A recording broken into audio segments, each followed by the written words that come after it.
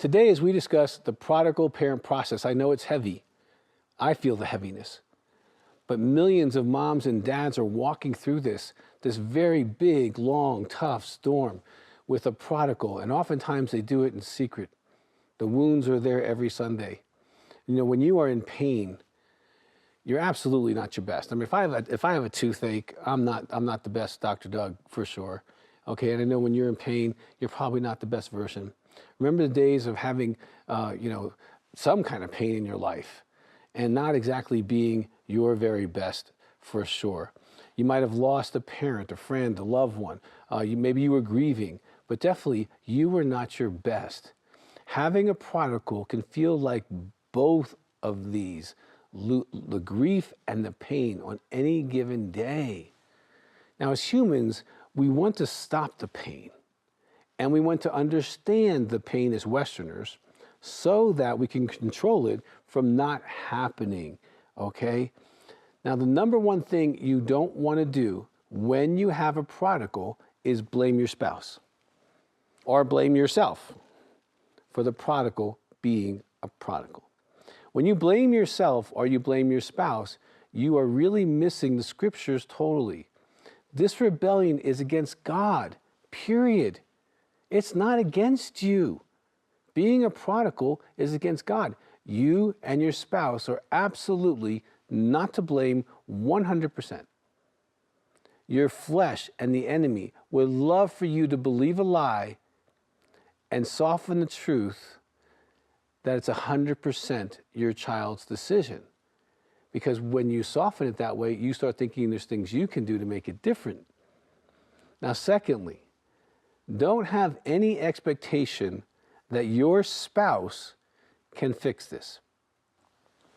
I have worked with thousands of prodigals, and in my counseling office over 35 years, okay, most of the people I'm working with are, sexual addiction or intimacy anorexics, or they've made bad choices, and they are many times prodigals.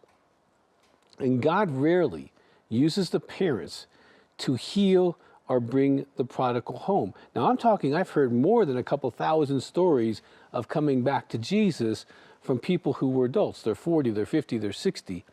Rarely in that story did the parent play a significant role. Now, in Jesus' story of the prodigal son, the father didn't chase after the son. He waited for the son to figure his situation out. And that's hard. It's really hard to sit on the porch.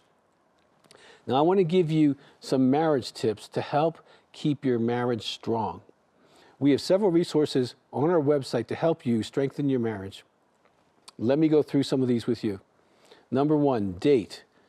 If you are not going on a date at least 2 to 4 times a month, your marriage will get weak.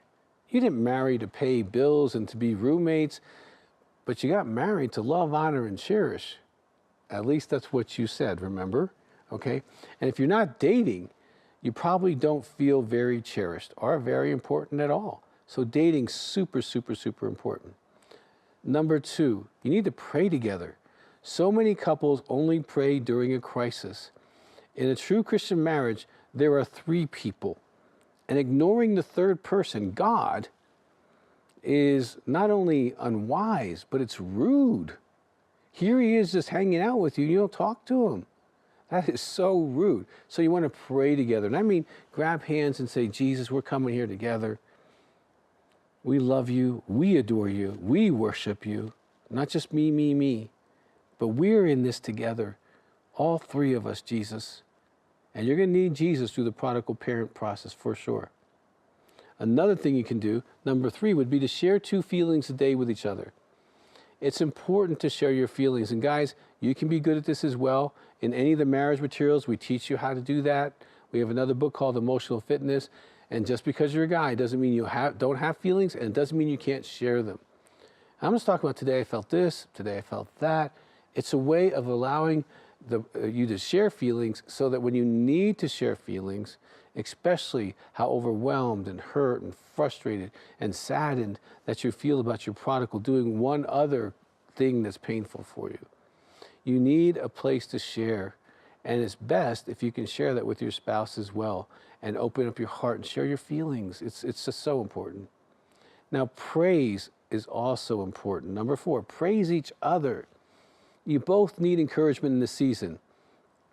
Just because your son or daughter's out there running amok, doing whatever they're doing, does not mean that the need to be nurtured and celebrated is gone from your spouse. So you want to be disciplined in doing this. I strongly suggest you give your spouse 2 praises a day, 2 feelings a day, 2 praises a day, and pray right there on your hand. 2 feelings, 2 praises, and pray. We call these the 3 dailies because it'll help you to maintain that nurturing kind of place. And trust me, when you're in a hard spot, it's just nice when someone celebrates the little things and also the character that you are, that you bring to the table. Number 5, have regular intimate connections, and I'm talking physically. This is not a time to pull away from each other. And it might be sometimes you're in too much pain or you're grieving, that's legit, but you want to come back and say, hey, let's reconnect, let's get close to each other. Let's be, naked without shame and enjoy each other. Make that a priority, commit to that. In the marriage materials, we talk about having a sexual agreement. You can do that kind of stuff. And strongly recommend you read marriage materials while you're doing this. Okay? Now, number 6, I would strongly recommend that you start a prodigal parent support group. You start it. Don't wait for someone else in your church to do it. They won't do it. Okay? You definitely want support as you go through what might be the longest, hardest process of your life.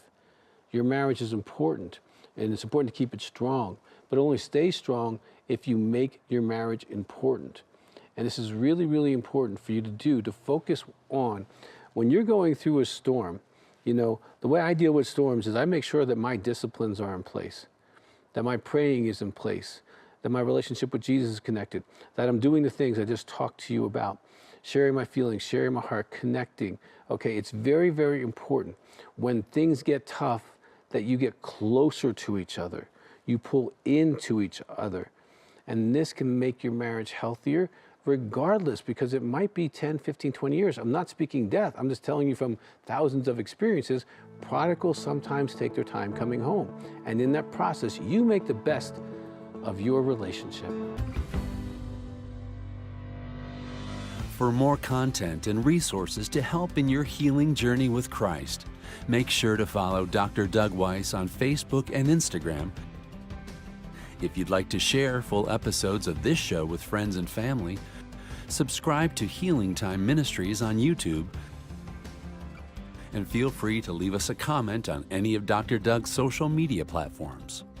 Our team would love to hear your feedback and learn how Healing Time is impacting your life, your church, and your ministry.